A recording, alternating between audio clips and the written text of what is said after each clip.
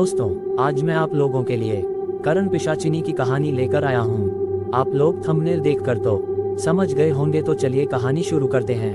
बहुत समय पहले की बात है। हिमालय की घाटियों के पास एक छोटा सा गांव था। उसी गांव में करण नाम का एक बहादुर और हृदय से बेहद कोमल युवक रहता था।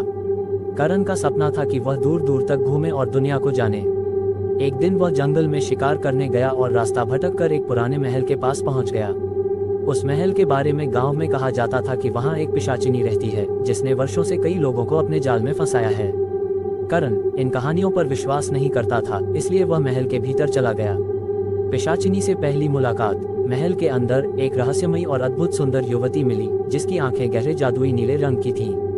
वह कोई और नहीं बल्कि वही पिशाचिनी थी जिसे लोगों ने हमेशा एक भयंकर राक्षसी के रूप में वर्णित किया था। लेकिन उसका सौंदर्य और करुणा करण को किसी भी भय से परे ले गए।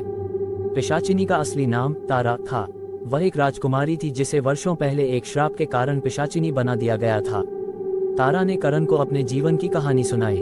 करण उसकी पीड़ा को महसूस कर सका और उसका दिल तारा के लिए धड़कने लगा। तारा और करण ने एक दूसरे के साथ समय बिताना शुरू किया। करण ने तारा से वादा किया कि वह उसे इस श्राप से मुक्त करेगा। धीरे धीरे तारा का पत्थर जैसा दिल भी करण के प्रेम से पिघलने लगा। लेकिन इस प्रेम को पूरा होने के लिए शैतानी शक्तियों का सामना करना था। पिशाचिनी के श्राप को तोड़ने के लिए करण को अपनी जान की बाजी लगानी पड़ी। उसने एक रहस्यमयी मंत्र प्राप्त करने के लिए जंगल के अंदर स्थित एक प्राचीन मंदिर का सफर तय किया। अंततः करण ने अपनी निस्वार्थ प्रेम और साहस से श्राप को तोड़ दिया। तारा फिर से एक इंसान बन गई, लेकिन इस प्रक्रिया में करण ने अपना जीवन खो दिया। तारा ने करण के बलिदान को व्यर्थ नहीं जाने दिया। उसने करण की याद में उसी महल को एक प्रेम और साहस का प्रतीक बना दिया। गांव के लोग अब उसे प्रेम का महल कहते थे। करण और तारा की कहानी यह साबित करती है कि सच्चा प्रेम हर श्राप और हर बाधा को पार कर सकता है। बहुत समय पहले की बात है। हिमालय की तलहटी में बसे छोटे से गांव सुनहरा में करण नाम का युवक रहता था। करण अपने साहस, दयालुता और निडर स्वभाव के लिए पूरे गांव में प्रसिद्ध था। लेकिन उसके जीवन में एक खालीपन था। वह हमेशा सोचता कि उसे किसी अनजान शक्ति की ओर खिंचाव महसूस होता है। गांव के पास एक घना जंगल था जहां जाने की हिम्मत कोई नहीं करता था। कहते थे उस जंगल के भीतर एक महल है जिसमें एक पिशाचिनी का निवास है। गांव के बुजुर्गों ने कई बार लोगों को चेतावनी दी थी कि कोई उस जंगल में न जाए, लेकिन करण के भीतर का जिज्ञासु स्वभाव उसे खींच ही ले गया। एक दिन करण शिकार के बहाने जंगल में गहराई तक चला गया। धीरे धीरे शाम हो रही थी और घने पेड़ों के बीच अजीब सन्नाटा पसरा था। अचानक करण को दूर से एक अंधेरा और विशाल महल दिखाई दिया। महल का द्वार टूटा हुआ था और चारों ओर एक भयानक रहस्य सा महसूस हो रहा था। जैसे ही करण अंदर गया, उसने देखा कि महल का वातावरण किसी समय भव्य रहा होगा, लेकिन अब सब कुछ उजाड़ और खंडहर में तब्दील हो चुका था। तभी उसने महसूस किया कि कोई उसे देख रहा है। जैसे ही वह मुड़ा, उसने एक अद्भुत सुंदर युवती को देखा। उसकी आंखें गहरी नीली थीं, बाल काले और लंबे और चेहरा चांद जैसा दमक रहा था। वह युवती कोई और नहीं बल्कि वही पिशाचिनी तारा थी। तारा ने अपनी सच्चाई करण से छुपाई नहीं। उसने बताया कि वह पहले इस महल की राजकुमारी थी। वर्षों पहले एक जादूगर ने उसके परिवार को श्राप दे दिया था क्योंकि उसके पिता ने जादूगर को धोखा दिया था। जादूगर ने तारा को अमर बना दिया, लेकिन अमरता के साथ उसे एक भयानक भूख भी दी जिसे वह केवल इंसानी प्राणों से संतुष्ट कर सकती थी। वर्षों तक तारा ने अपने श्राप के कारण अनगिनत यात्रियों की जान ली थी, लेकिन उसका हृदय हर बार और ज्यादा पत्थर जैसा हो गया। वह अब खुद से और अपनी किस्मत से थक चुकी थी। करण ने तारा की कहानी सुनी और महसूस किया कि उसकी सुंदरता और भयंकरता के पीछे दर्द और अकेलेपन की एक गहरी परत है। करण ने तारा से कहा, मैं तुम्हें इस श्राप से मुक्त करूंगा, चाहे मुझे अपनी जान क्यों न देनी पड़े।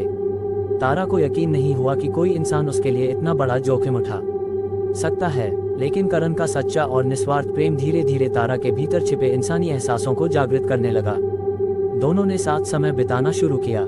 करण ने तारा को फिर से इंसानों की कहानियां सुनाई, हंसाया और उसके साथ गहरे जंगल की सुंदरता को महसूस किया। तारा का दिल अब करण के लिए धड़कने लगा था। एक दिन करण ने तारा से पूछा, क्या कोई तरीका है जिससे तुम्हारा श्राप तोड़ा जा सके? तारा ने कहा, श्राप को तोड़ने का तरीका है, लेकिन वह असंभव जैसा है।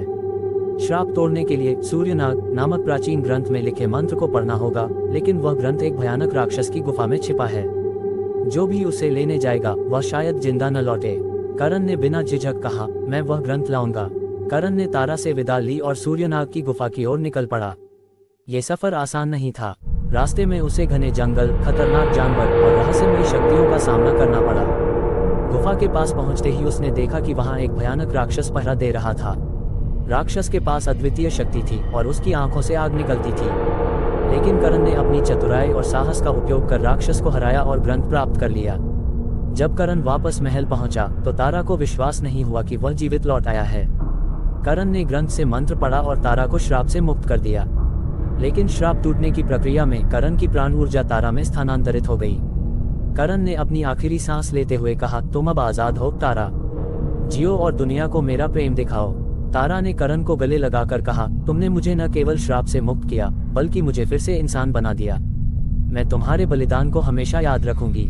तारा ने करण के बलिदान को अमर बनाने के लिए महल को एक मंदिर में बदल दिया। वह महल अब प्रेम और बलिदान का प्रतीक बन गया। गांव के लोग अब उसे करण तारा महल के नाम से जानते थे। तारा ने करण की याद में अपना जीवन मानवता की सेवा में समर्पित कर दिया। वह हर जरूरतमंद की मदद करती और करण की कहानी सुनाकर लोगों को सिखाती कि सच्चा प्रेम किसे कहते हैं। करण और तारा की यह कहानी यह साबित करती है कि सच्चा प्रेम न केवल श्राप को तोड़ सकता है बल्कि यह मृत्यु को भी अर्थ दे सकता है। करण और तारा आज भी उस महल के गलियारों में अपनी अमर प्रेम कहानी के साथ जीवित हैं। दोस्तों, ऐसी और कहानी सुनाने के लिए नीचे डिस्क्रिप्शन बॉक्स में दिए गए वीडियो के लिंक पर क्लिक करके और अच्छी से अच्छी कहानियां सुनिए।